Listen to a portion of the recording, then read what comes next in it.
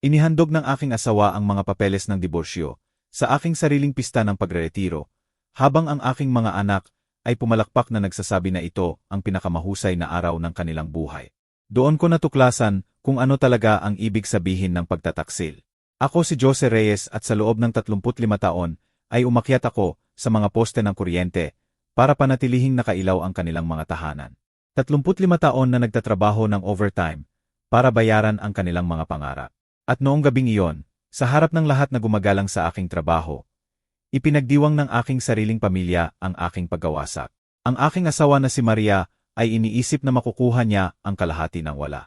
Ang aking anak na si Miguel ay naniniwala na nakikita niya kung paano sa wakas ay natanggap ng isang bigo ang nararapat sa kanya. Ang aking anak na babae na si Ana ay nakita ang kanyang pagkakataon na makatakas sa kahihiyan ng pagkakaroon ng tatay na manggagawa. Ngunit may isang bagay na hindi nila alam. Habang pinaplano nila ang aking pagkawasak, ako naman ay nagtatayo ng isang imperyo. Ngumiti ako, pinirmahan ang mga papeles na iyon, at binuksan ang aking maleta na puno ng mga titulo ng ari-arian. Kung nanonood ka nito, pakisubscribe at iwan mo sa comments kung saang lungsod ka nanonood. Dahil ngayong gabi ay matututo ka kung ano ang mangyayari kapag ang mga tahimik na tao ay nagdesisyong tumigil sa pagiging tahimik. Hayaan mo akong dalhin ka sa nakaraan para maunawaan mo kung paano tayo nakarating dito. Sa loob ng 35 taon ay nagtatrabaho ako bilang lineman sa kumpanya ng kuryente ng bayan. Ulan man, niebe, bagyo ng yelo. Ako ang nagpapanatili ng ilaw. Pero sa isang punto sa daan, nagdesisyon ang aking pamilya na ginagawa akong isang kabiguan iyon. Nagsimula ito sa maliliit na bagay. Ipinapakilala ako ni Maria sa mga pagtitipon ng barangay na sinasabi lang. Nagtatrabaho ang asawa ko sa munisipyo. Hindi niya sinasabi na lineman ako o nagpapanatili ng buong grid ng kuryente sa lungsod. Nagtatrabaho lang sa munisipyo na parang nagtutulak ako ng papeles sa ilang nakalimutang opisina sa basement. Natuto ang mga bata ng ganoong ugali. Si Miguel, na ngayon ay 26 taong gulang at nasa med school. Natuto mula bata pa na maging malabo tungkol sa aking trabaho. Kapag tinatanong ng mga magulang ng kanyang kaibigan kung ano ang trabaho ko, sasagutin niya, nasa public services ang papa ko. Walang pride, walang detalye, public services lang. Mas malala si Ana. Sa kanyang edad, bagong graduete ng Masters in Business Administration. Perpekto na niya ang sining ng pag-iiba ng usapan kapag may nagtatanong tungkol sa pamilya. Isang beses narinig ko siya sa isang cafe kasama ang kanyang mga kaibigan. Ang papa mo ay mukhang amazing, sabi ng isa tungkol sa ama ng ibang babae na may tech company. At ang sayo, ano ang ginagawa, Ana? Wala siyang trabaho ngayon. Sa ngayon, wala siyang trabaho. Gayong ako ay may pahihong trabaho sa loob ng 35 taon. Pero ang maliliit na sandali talaga ang nagpakita sa akin ng aking lugar sa pamilyang iyon. Tulad ng kailanganin ni Miguel ng pera para sa applications sa med school. 150,000 para sa mga bayad, exams at lahat. Hiniling niya ito na parang dapat akong magpasalamat na itinuring niya akong may kakayahang magbigay. Papa, alam ko na baka wala kang ganitong pera na nakatabi. Pero sinulatan ko siya ng tseke ng walang pag-aalangan. Iyon ay 18 buwan na ang nakalipas. Hindi niya tinanong kung paano ko madaling nakuha iyon o nang kailanganin ni Ana ng gwarantor para sa kanyang student loans. Kailangan ng bangko ng taong may stable income at good credit history. Lumapit siya sa akin pagkatapos subukan ang tiyuhin ng kanyang ina at 2 kaibigan ng pamilya. Papa, ayaw ko talagang humingi nito sa'yo. Pero literally ikaw na lang ang option ko. Ang tanging halaga ko ay bilang last resort. Ang pinakamasama ay makita kung paano pinakain ni Maria ang naratibong ito. Sa mga hapunan kasama ang mga kaibigan, tatawanan niya ang aking simpleng pangangailangan. Kung paano ako masaya sa aking work boots at work jackets, kung paano hindi ako nangangailangan ng marami para maging kontento. Si Jose ay hindi komplikado, sabi niya. Bigyan niyo lang ng tools at tea niya at okay na. Parang ako ay isang uri ng alagang hayop. Nagreklamo siya sa kanyang kapatid tungkol sa aking kakulangan ng ambisyon. Narinig ko ang mga tawag sa telepono. Pwede naman siyang mag-aral, maging electrical contractor, kumita ng totoong pera, pero nakontento siyang maging empleyado lang. Ang hindi niya alam ay maingat kung ginamit ang sweldong iyon ng empleyado. Habang siya ay gumagastos sa malls at nagdadala ng mga bata sa mamahaling restaurant, ako ay natututo tungkol sa real estate. Habang siya ay bumibili ng bagong muebles at nagpaplano ng bakasyon, ako ay nag-aral ng property values at rental markets. Bawat overtime shift, bawat emergency call sa weekend, bawat holiday na nagtrabaho ako, habang sila ay nananatili sa bahay na mainit at ligtas. May layunin ang perang iyon. Ang unang ari-arian ko ay isang maliit na duplex sa labas ng lungsod. Binili ko ito noong 2008 nang bumagsak ang market. Inayos ko ito mismo tuwing weekend. Sa loob ng 6 na buwan ay may reliable tenants na nagbabayad sa akin ng 1,000,000 bawat buwan, higit pa sa sapat para sa mortgage. Pero hindi ko binanggit. Makakahanap si Maria ng dahilan kung bakit kailangan namin yon para sa iba. Makikita ng mga bata bilang patunay na dapat silang magkaroon ng mas maraming spending money. Kaya nanahimik ako at nagpatuloy sa pagbili.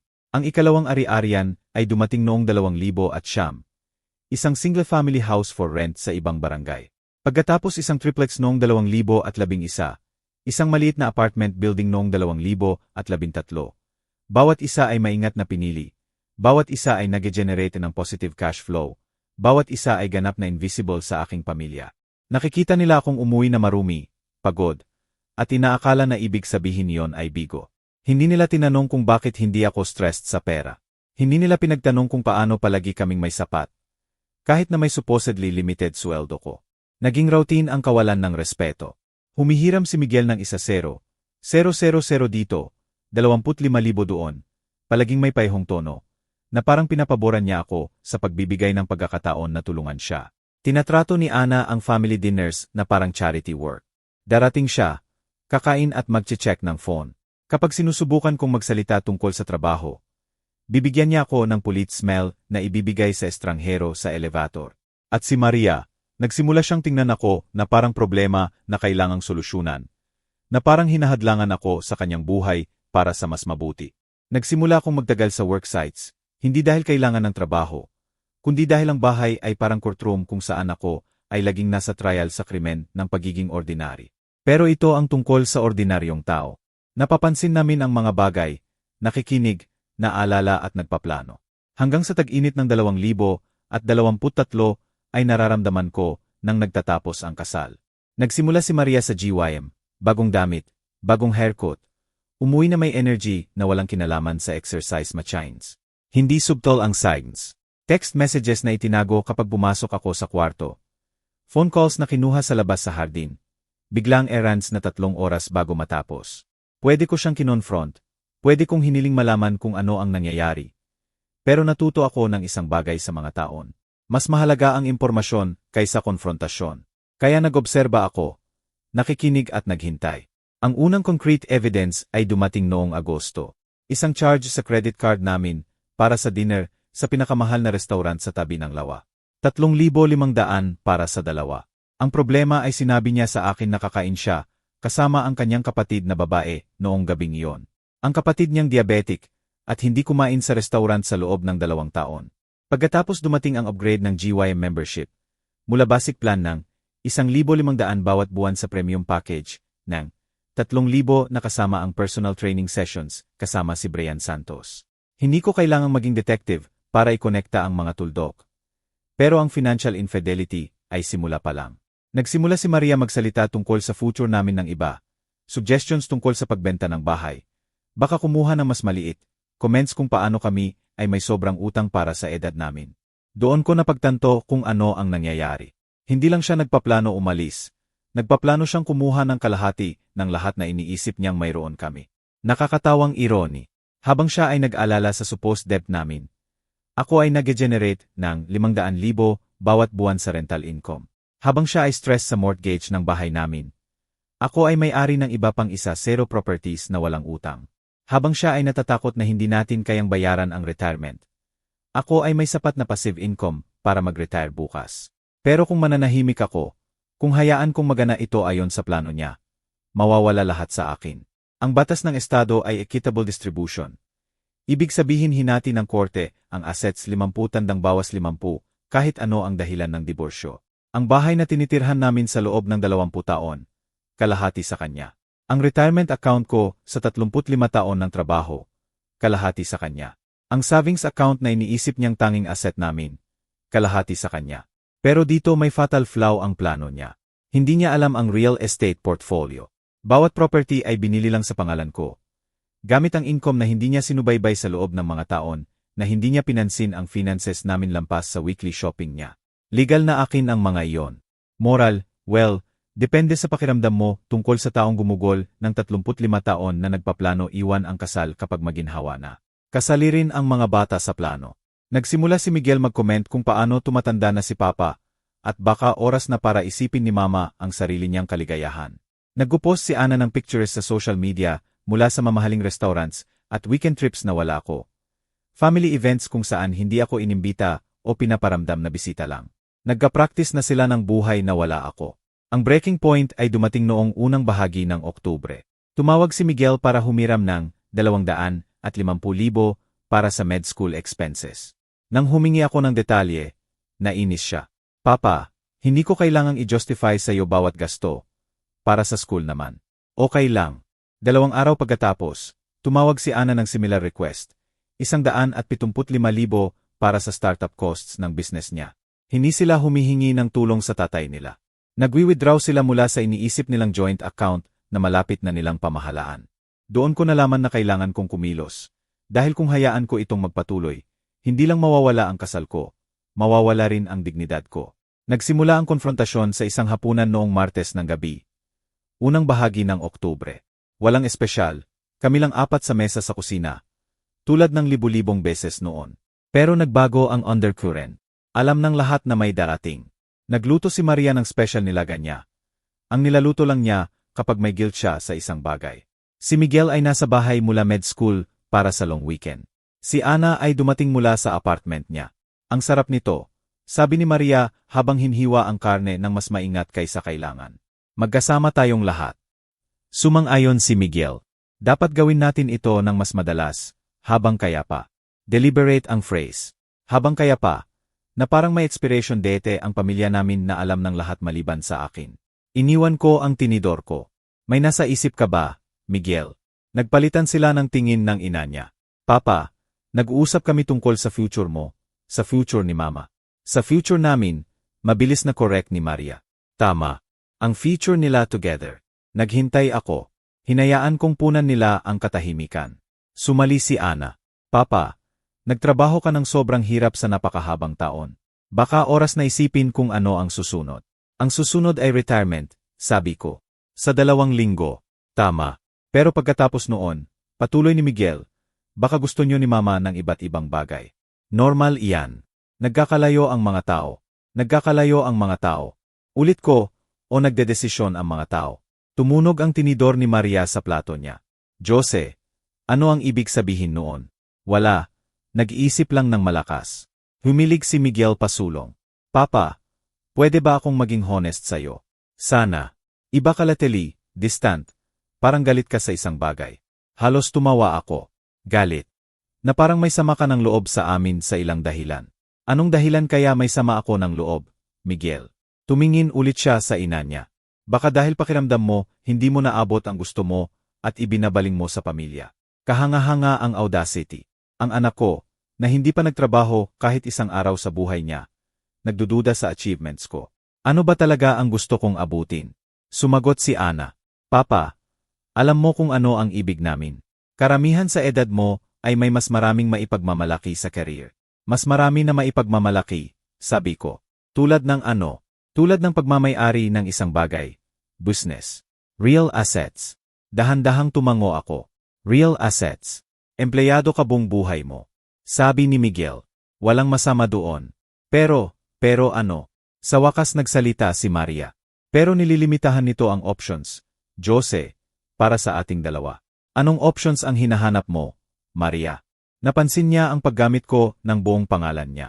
Tinatawag ko lang siyang Maria kapag seryoso ako.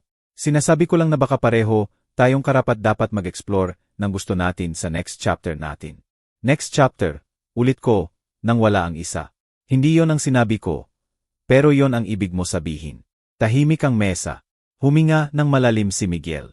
Papa, kung magdesisyon kayo ni Mama na i-restructure ang mga bagay, may intindihan namin. I-restructure ang mga bagay, financially, ang bahay, savings, lahat iyan. Tiningnan ko ang paligid ng mesa ang asawa ko sa loob ng 35 taon. Ang anak ko na humiram ng libo-libo nang hindi tinatanong kung saan galing. Ang anak na babae ko na nahihiya sabihin sa iba kung ano ang trabaho ko. Marami kayong iniisip tungkol dito, sabi ko. Gusto lang namin na lahat ay maging masaya, sabi ni Ana. Lahat maging masaya. Tumayo ako mula sa mesa.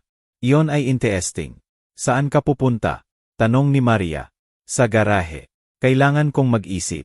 Papa, tawag ni Miguel sa likod ko. Sinusubukan lang naming tumulong. Huminto ako sa pinto. Miguel, tanungin ko sana. Nang kailangan mo ng pera para sa med school, saan mo iniisip galing iyon? Ano ang ibig mo? 150,000 para sa applications. 250,000 para sa expenses. Saan mo iniisip na kinuha ko iyon? Sa sweldo mo. Sweldo ko. Ang parehong sinabi mo lang na hindi sapat para bumuo ng kahit ano meaningful. Walang sagot. Kay Ana ang parehong tanong. Nang kailangan mo ng gwarantor para sa 1,500,000 student loans, ano ang nag-isip sa'yo na qualified ako? Papa, hindi ko gets kung saan mo gusto makarating. Gusto kong makarating sa fact na wala sa inyo ang nagtanong kung ano ang ginagawa ko sa pera ko. Assume nyo lang na wala ako. Jose, sabi ni Maria ng maingat.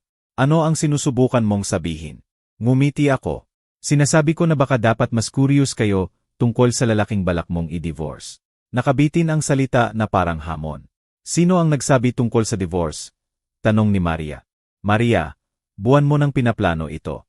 Katawa-tawa iyan. Katawa-tawa rin si Brian Santos. Ang katahimikan pagkatapos ay nagsabi sa akin ng lahat na kailangan ko. Pero hindi pa ako tapos.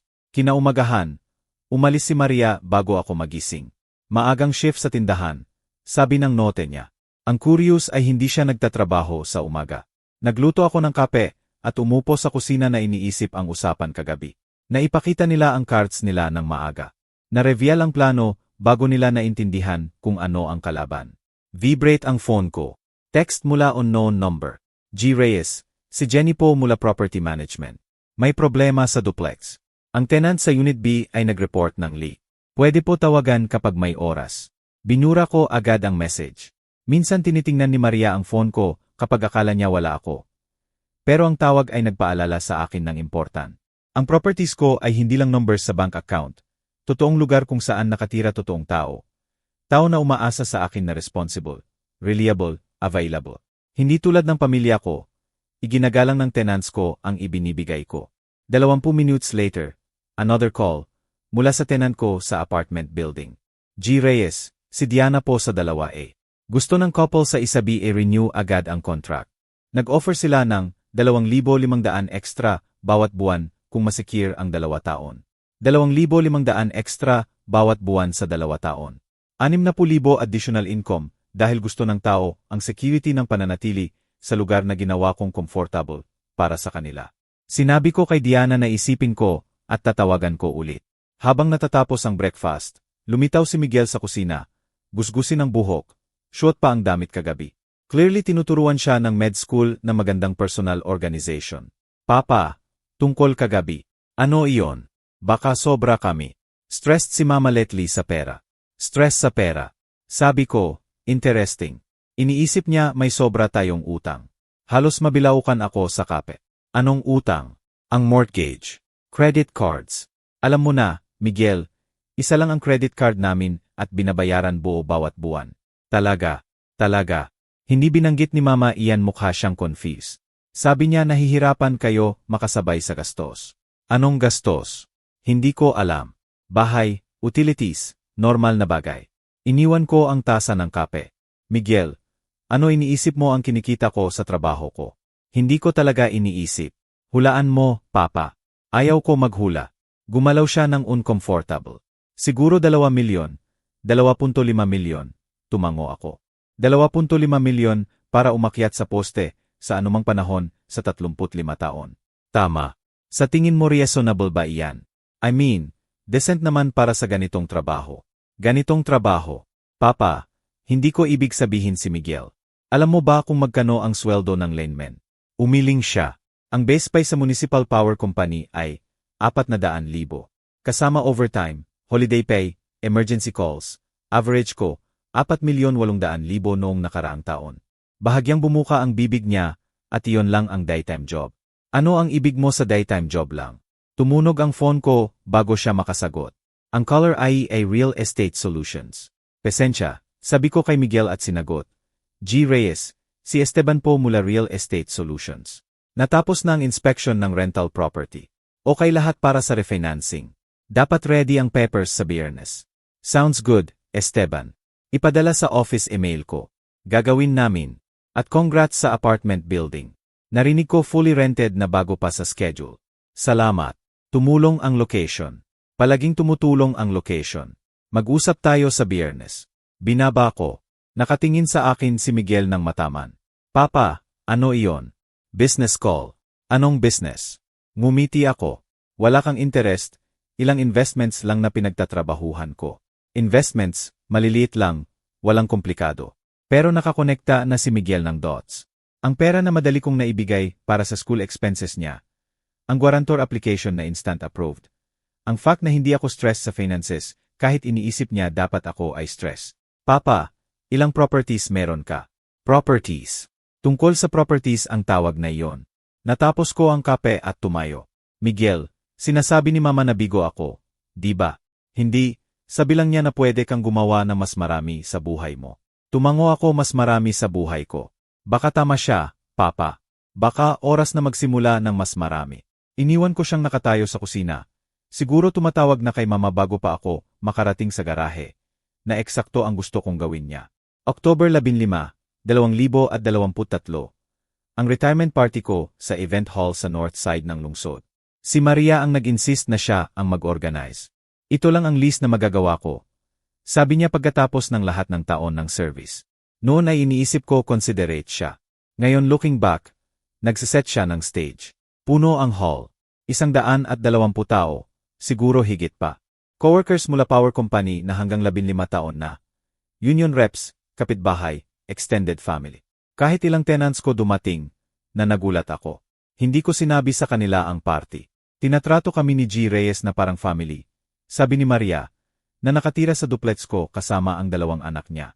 Nang masira ang boiler noong nakaang taglamig, may inayos agad sa loob ng 2 oras. Sa bisperas ng Pasko, maganda ang simula ng party.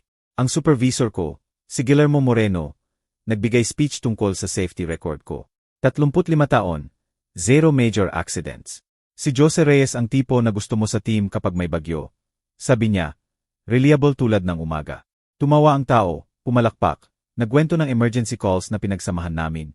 Ang e-storm noong 2000, blackout noong 2011, moments na kailangan ng lungsod na ma-restore ang power at nagawa namin. Naparamdam akong appreciated, valued. Sa unang beses sa mga buwan na alala ko kung bakit proud ako sa trabaho ko. Si Miguel at Ana ay malapit sa likod na nagche-check ng phones. Si Maria ay nakikisalamuha sa crowd. Perfect na ginagampanan ang role ng proud wife. Kahit nagawa niya ang photo album ng career ko. Pictures ko na may helmet sa sights. Receiving safety awards. Si Maria mismo ang gumawa nito. Sabi ng tao, swerte mo may nag-a-appreciate sa ginagawa mo. Kung alam lang nila. Normal ang cake cutting. Standard retirement party stuff. Tao na nagbibiro na magkakaroon ako ng sobrang free time na nagtatanong kung ano plano ko sa sarili ko. Vagye ang sagot ko. Siguro magtra-travel ng kaunti. Mag-work sa ilang projects. Doon tumayo si Maria para sa speech niya. Gusto kong magpasalamat sa lahat na nandito ngayong gabi. Simula niya. Si Jose ay nagtrabaho ng sobrang hirap sa napakahabang taon. Dapat ipagdiwang. Palakpakan, ngiti. Lahat iniisip normal loving tribute ito. Hindi madali ang marriage kapag dangerous ang trabaho ng asawa mo tulad ni Jose. May gabi na hindi ko alam kung makakauwi siya ng ligtas. Araw na sobrang sama ng panahon at nag-aalala ako sa kanya sa mga poste. More nods of understanding. Alam ng spouses ng ibang linemen eksakto kung ano ang ibig niya.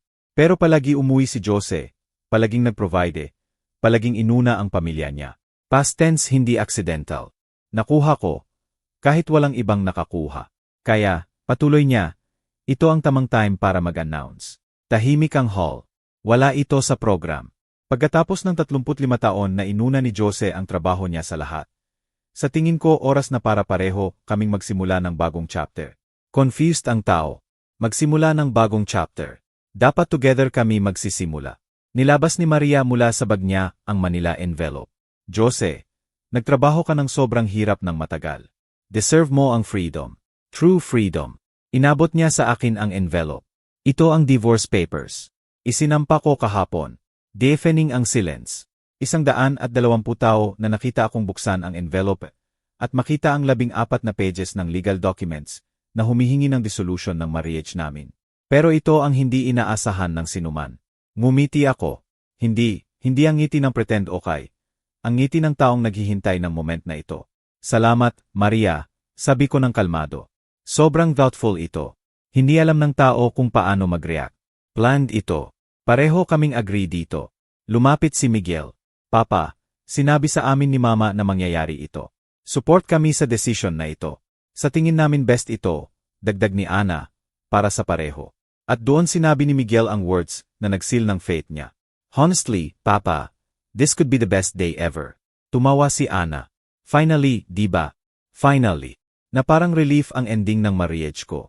Naghihintay sila ng taon para ipagdiwang. Shocked ang crowd. Mga taong nakakilala sa family namin sa decades, nakita ang anak ko na ipinagdiriwang ang divorce ng parents nila sa retirement party ko. Mga bata, sabi ni Guillermo Moreno ng maingat. Baka hindi ito ang time o place. Hindi perfect, interrupt ni Maria. Jose, deserve niya ang honesty. Lahat tayo deserve. Tumayo ako habang hawak pa ang divorce papers. Ganap na tahimik ang hall.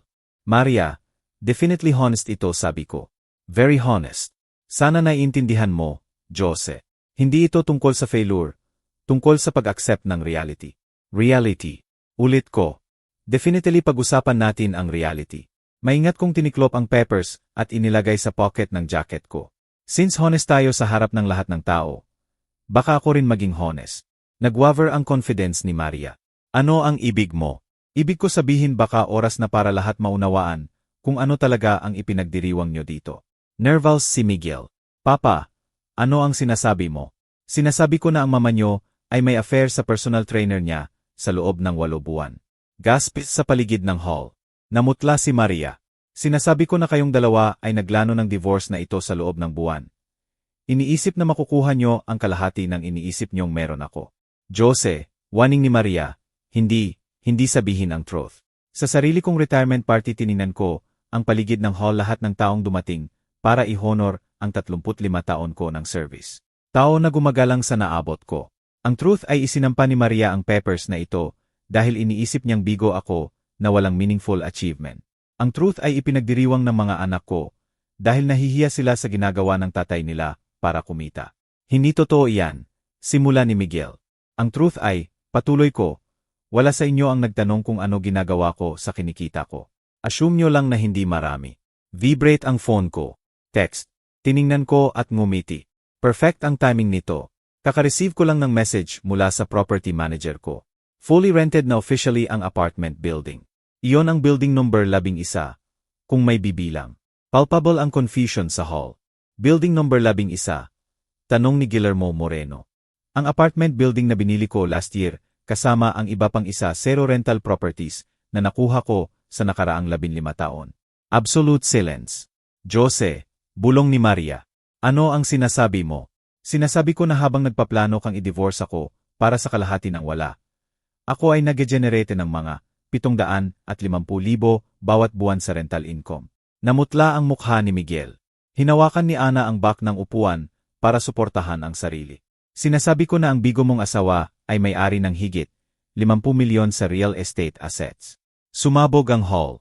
Nagsimula. Magsalita ang tao ng sabay-sabay. Ang union reps na alam ang sweldo ko ay nagkakalkulete sa ulo nila. Kapitbahay na iniisip na barely kami nakakasurvive ay nagre-recalculate ng lahat na alam nila tungkol sa family namin. Pero hindi pa ako tapos. Immediate ang chaos sa hall. Tao na nag-usap, nagtatanong, trying to process ang narinig. Pero ang focus ko lang ay ang expression sa mukha ni Maria. Pure shock. Impossible iyan, sabi niya ng mahina. Wala tayong ganitong pera. Ikaw wala, correct ko. Ako meron. Lumapit si Guillermo Moreno. Jose, seryoso ka ba? 11 properties. 11 properties. Nagsimula ako sa duplex noong 2008. Nagdagdag ng 1 o 2 bawat taon mula noon. Paano? Demand ni Miguel. Paano mo binayaran? Overtime. Simple kong sabi. Emergency calls, holiday pay, bawat extra shift na ginawa ko. Habang kayo sa bahay nagreklamo na hindi ako nandyan. Pumunta sa real estate ang perang iyon. Ngumingiti ang union rep ko. Si Esteban Torres. Jose, matandang Fots, nagtayo ka ng imperyo habang iniisip namin na nag-aayos ka lang ng wires. Nag-ayos ako ng wires. Sabi ko, iyon ang daytime job ko. Nahanap ni Ana ang boses niya. Papa, bakit hindi mo sabihin sa amin na nag-i-invest ka ng pera? Kailan sana nangyari ang usapang iyan habang sinasabi mo sa tao na wala akong trabaho at sinasabi ni Miguel na nasa public services lang ako? Naglabas ng phones ang tao. Siguro nagte-text sa relatives tungkol sa drama na nasaksihan. Naging pinaka-entertaining na gabi ang retirement party na nakita ng Hall sa decades. Jose, sabi ni Maya trying to regain control. Kailangan nating mag-usap privately, di ba?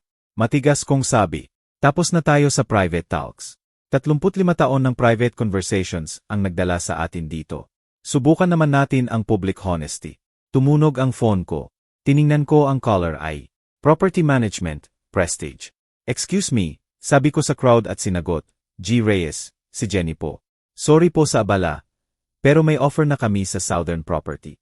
Cash buyer, full price, gusto i-close sa 30 days. Magkano? Tanong ko ng malakas para marinig ng lahat. 1,750,000. Binayaran mo, 8,300,000 taon na ang nakalipas. 2,750,000 gain sa 3 taon. Ganun nga. Dapat ko bang tanggapin? Tiningnan ko ang paligid. 120 tao na nakabitin sa bawat salita. Isipin ko, sabi ko. Tatawagan kita bukas. Perfect. At G. Reyes, congrats sa retirement mo. Nagtayo ka ng talagang impressive. Binaba ko at ngumiti kay Maria. Appreciate ang real estate, explain ko. Unlike some other investments na ginawa ko. Hindi subtle ang hint at nakuha ng lahat. Umiling-iling si Esteban Torres na amazed. Jose, magkano ang total monthly income? 350,000 bawat buwan. Higit pa iyan sa kinikita ng karamihan sa isang taon. Sigaw ng isang tao. Higit pa sa kinikita ko sa isang taon nang nagsimula ako sa power company. Sumang-ayon ako. Si Miguel ay nagka-calculate sa phone niya. Papa, iyan ay 1,000,000 sa isang taon passive income. Ganun. Pero nagpatuloy ka sa regular job mo. Gusto ko ang regular job ko, at ang regular job ang nagbigay ng down payments para sa properties. Tumatawa na si Guillermo Moreno ngayon. Jose, pwede ka na mag-retire 0 taon na ang nakalipas. Pwede ko. Pero gusto ko abutin ang 35 years mark ko. Full pension, full benefits. Bakit iwan ang pera sa mesa? Nagsisimula nang ma-realize ni Maria ang implications. Jose, ang properties na ito ay sa pangalan mo. Sa pangalan ko. Lahat binili gamit ang income na hindi mo sinubaybay sa mga taon na hindi mo tinanong ang finances namin. Nagsisink in ang legal implications. Ayon sa state law, assets acquired with separate funds during marriage pwede manatiling separate property. Ang divorce papers ni Maria ay humihingi ng kalahati ng assets na hindi niya alam na exist at hindi niya maklaim legally. G. Reyes, sabi ng isang voice sa crowd. Ako si Juana Valencia, lawyer. Dumating ako bilang guest ng kapitbahay nyo. Pero kailangan kong tanungin, marital property ba ang properties na ito? Hindi, sabi ko, akin, binili gamit individual earnings ko. Titled lang sa pangalan ko. Managed sa business accounts ko.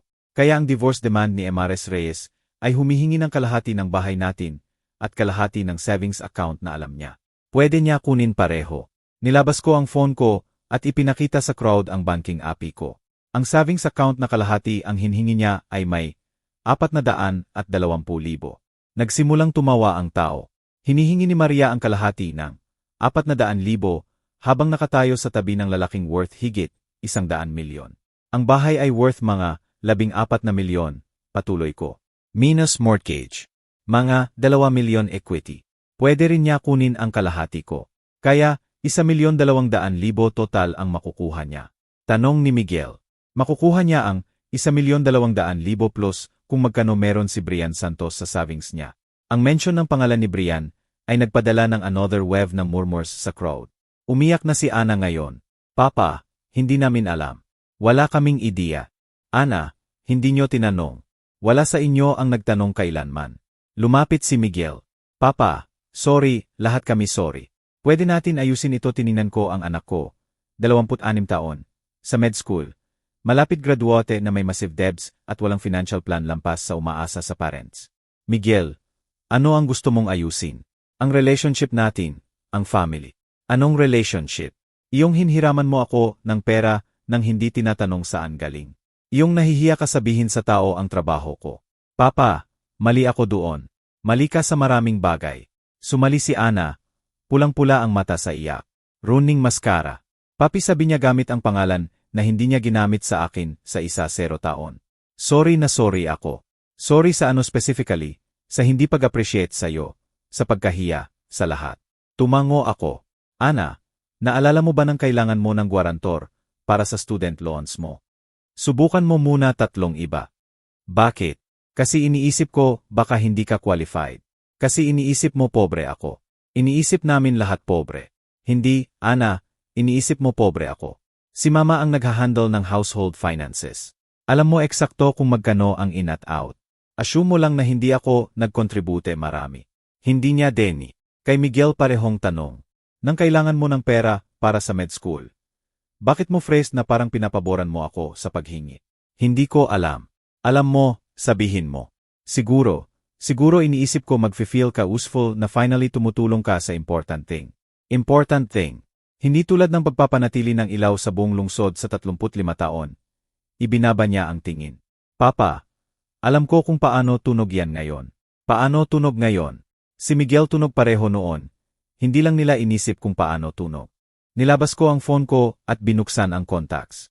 Magtetelepono ako, sabi ko sa kanila. Legal calls, financial calls, practical calls tungkol sa next. Ano ang next? Tanong ni Ana. Next ay makukuha ni Mama eksakto ang hiniling niya. Divorce mula sa lalaking iniisip niyang bigo. Pero hindi ka bigo. Alam ko. Ang tanong ay, ano ang gagawin niyo sa impormasyong iyan? Tumayo si Miguel. Papa, ano pwede naming gawin? Paano namin mapapatunayan na naiintindihan namin? Pinag-isipan ko ang tanong. Miguel, nasa med school ka. Magkano debt mo? Mga 9 milyon. Magkano kailangan mo para sa last year mo? 4,500,000. Tuition, living expenses, lahat. Ana, gusto mo mag-start ng business? Anong uri? Boutique fitness studio para sa women over 40. Magkano kailangan mo? 3,250,000 para sa first year. Space, equipment, marketing. Tumango ako. Kaya, sa inyong dalawa kailangan, 7,500,000. Nagpalitan sila ng hopeful looks. Ito ang mangyayari. Patuloy ko. Malalaman ni Mama na mahal ang divorce. Hihilingin ng lawyer niya full documentation ng assets natin. Kapag nalaman niya ang properties, marerealize niya na malaking mistake ang ginawa niya. Makakuha ba siya ng kahit ano sa rental income? Tanong ni Miguel. Nising ko wala, pero makakuha siya ng kalahati ng equity sa bahay at savings. Mga 1,200,000 total. Hindi yan marami para magsimula ulit, sabi ni Ana. Iyan ang pinili niya. Inilagay ko ang phone ko at tiningnan silang pareho. Pareho niyo akong hinilingan ng tulong sa pera. Malaking pera. Pera na meron ako at kailangan niyo. Tumango sila, pero hiniling niyo na parang dapat akong magpasalamat na binibigyan niyo ako ng chance tumulong. Na parang privilege na generous na ibinibigay niyo sa akin ang pag-provide sa mga anak ko. Papa, hindi pa ako tapos. Gusto niyo ayusin ang relationship natin. Ganito gumagana. Ang respeto ay kinikita sa actions. Hindi hinhingi dahil blood tease. Gusto niyo ng tulong ko. Patunayan niyo na naiintindihan niyo kung ano ang tulong. Paano? Tanong ni Miguel. Kayo ang mag-discover. Pareho kayong smart educated adults. Kung hindi niyo ma-discover kung paano kitain ang respeto ng tatay niyo, baka hindi niyo deserve ang pera niya. Nagpunta ako sa exit. Papa, hintay. Tawag ni Ana. Sinasabi mo ba na hindi mo kami tutulungan? Lumiko ako. Sinasabi ko na ang tulong ay hinhingi sa tao na iginagalang mo. Hindi hinhingi sa tao na pinapahiya mo. At doon ko iniwan silang nakatayo sa empty hall. Sa wakas naiintindihan kung ano ang nawala sa kanila. Ang susunod na 3 buwan ay nangyari eksakto tulad ng hinulaan ko. Ang divorce lawyer ni Maria, si Martin Enriquez, humingi ng full financial disclosure. Nang ibigay ko ang documentation ng 11 properties ko, nawala ang confidence niya ng mas mabilis kaysa Morning Frost. G. Reyes, sabi niya sa first mediation session namin, substantial ang portfolio na ito. Hindi alam ng client ko ang assets na ito. Hindi tinanong ng client niya ang assets na ito. Sagot ng lawyer ko na si Patricia Reyes. Sa lahat ng taon ng marriage sa lalaking regular na nag-overtime, hindi niya tinanong kung saan napupunta ang perang iyon. Simple ang calculation. Ayon sa state law, pwede i-claim ni Maria ang kalahati ng any asset acquired during marriage with marital funds. Pero bawat property ay binili gamit individual earnings ko, titled sa pangalan ko, at managed sa separate business accounts na mayroon ako mula 2008. Clearly separate assets ito, explain ni Patricia. Mapapatunayan ng G. Reyes na bawat down payment, bawat repair, bawat improvement ay financed sa individual work niya. Si Maria ay nakaupo sa kabilang side ng mesa, mukhang binugbog ng plan. Diyos, hindi ito fair. Kasal tayo. Sinuportahan ko ang career mo. Maria, pinahiya mo ang career ko. May difference. Ang final divorce settlement ay pinirmahan noong December 2023. Nakuha ni Maria ang kalahati ng equity sa bahay. 1,215,000 pagkatapos closing costs. Nakuha rin niya ang kalahati ng savings namin, 210,000 at ang 2,018 car. Total settlement, 1,425,000. Lumipat siya sa one-bedroom apartment sa outskirts ng lungsod. Si Brian Santos, ang boyfriend personal trainer niya, tinapos ang relationship 2 linggo pagkatapos ng revelations tungkol sa properties. Apparently, dating a broke divorcee, ay hindi kasing attractive ng dating isang babaeng iniisip niyang may assets. Mabilis at predictable ang social consequences. Ang barangay namin, kung saan gumugol si Maria ng taon, na positioning bilang suffering wife ng unambitious man, biglang naintindihan ang truth. Iniwan niya ang milyonayr para sa GYM trainer na kumikita 1,500,000 sa isang taon. Palagi niyang sinasabi ang kakulangan ng drive ni Jose. Sabi sa akin ng kapitbahay namin na si Susana sa supermarket. Ngayon alam natin kung sino talaga ang walang drive. Tumigil ang kapatid ni Maria sa pakikipag-usap sa kanya. Naghanap ng reasons ang book club niya na mag-meet nang wala siya. Ang narrative na ginawa niya na hinahadlangan siya ng mediocrity ng asawa niya ay gumuho nang ma-realize ng lahat na nabuhay siya sa sukses niya habang publicly minamaliit siya. Samantala, malakas ang hit sa financial reality ni Miguel.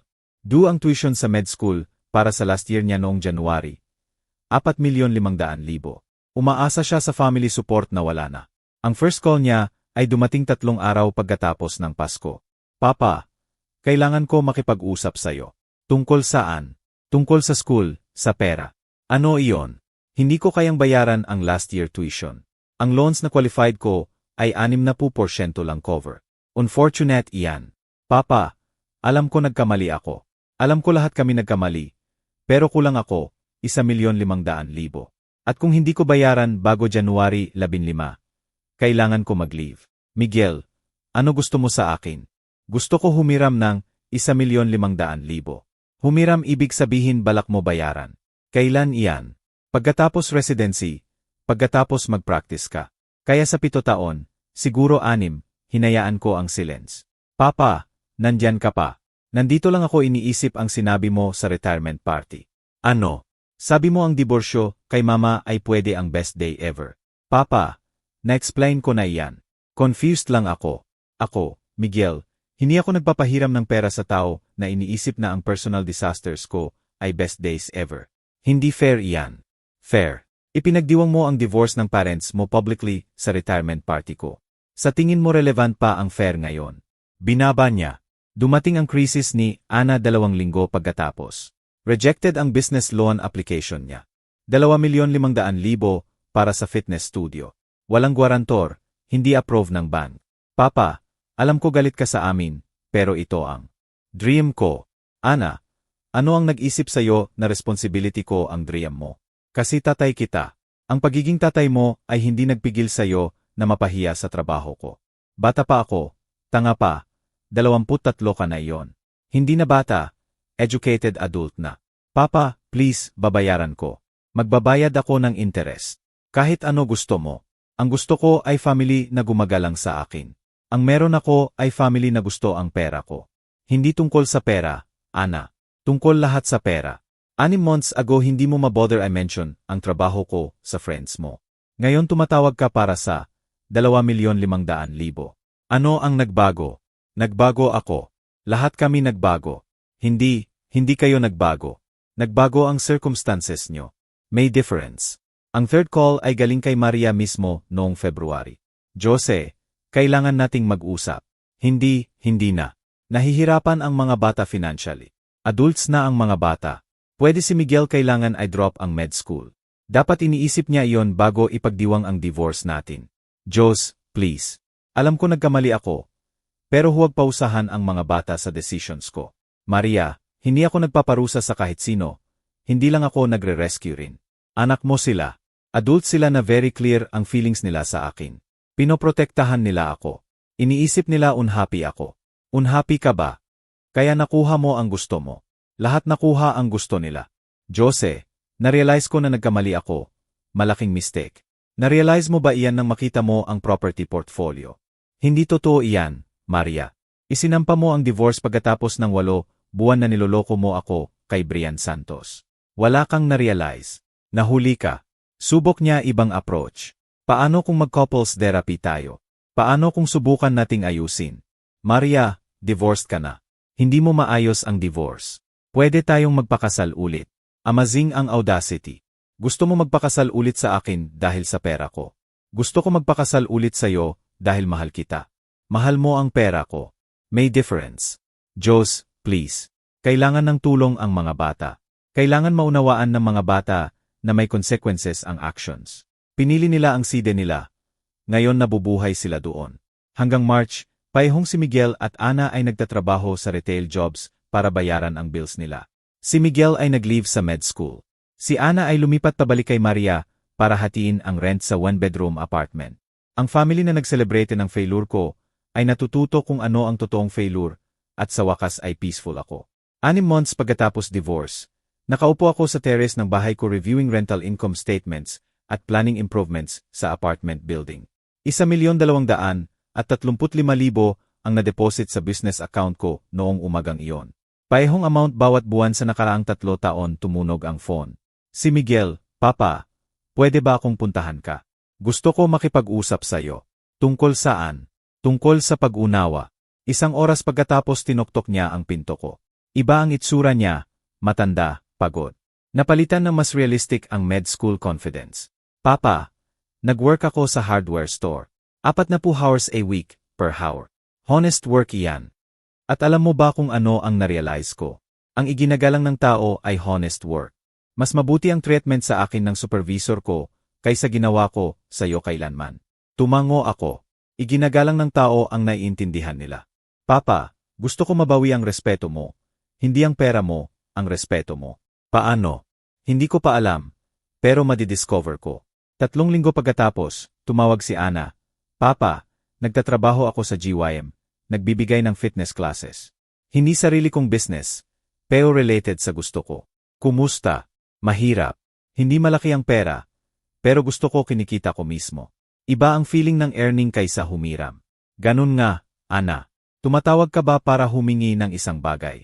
Hindi, tumatawag ako para magpasalamat. Bakit?